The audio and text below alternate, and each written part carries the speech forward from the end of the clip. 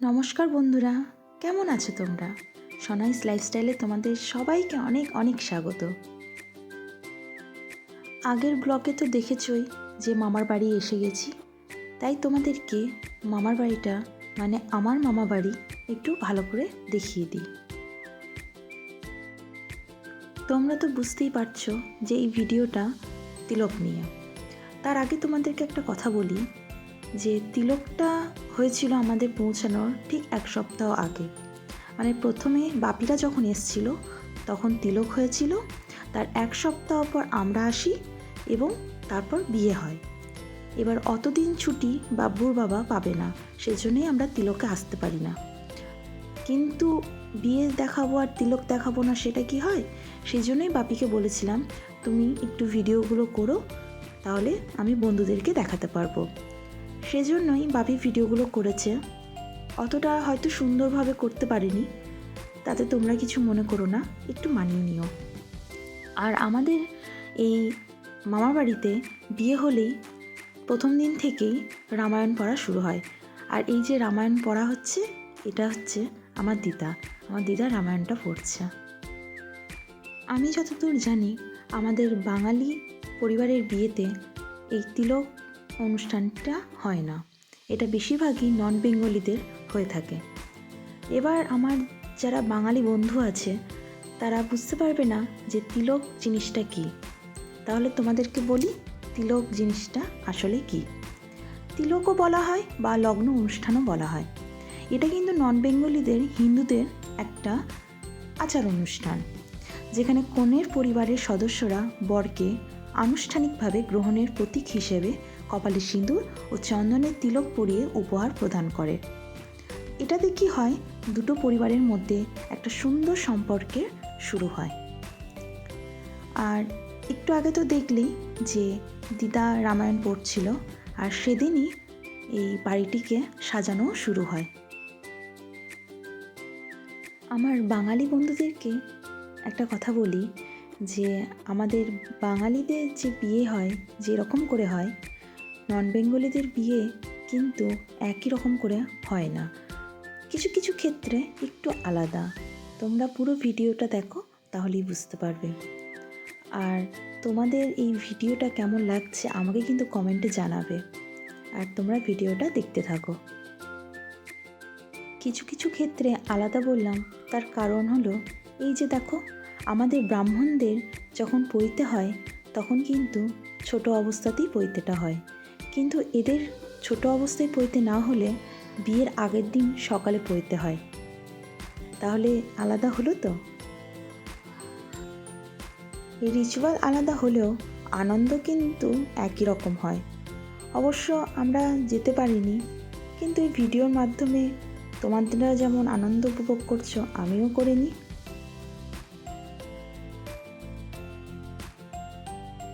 এবার তোমাদেরকে দেখাই যে তিলকের দিন রাত্রে কীরকম ডেকোরেশন হয়েছিল। চলো দেখি।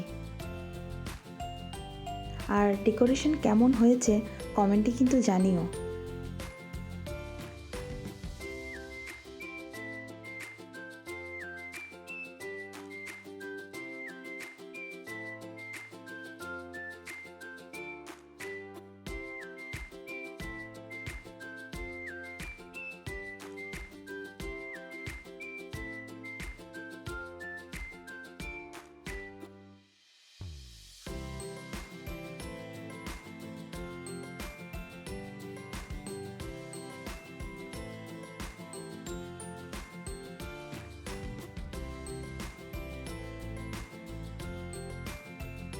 ওদের ওখানে এই অনুষ্ঠানে বুফে সিস্টেমটাই হয়।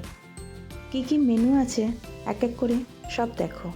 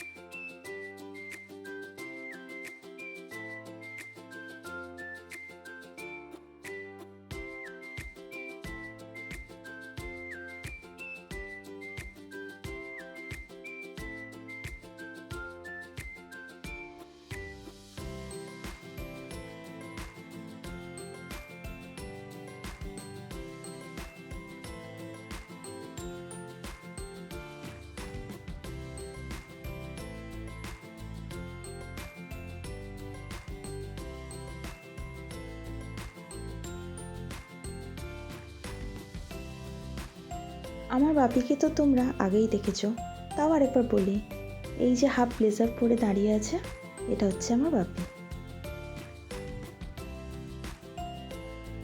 তিলকের দিন অনেক রিচুয়াল হয়েছিল, বাপি ভিডিও করেছিল, কিন্তু সেই সব ভিডিওগুলো যদি আমি অ্যাড করি এখানে, তাহলে অনেক লং ভিডিও হয়ে যাবে, তোমাদের দেখতেও খুব বিরক্ত লাগবে, সেজন্য আর অ্যাড করিনি।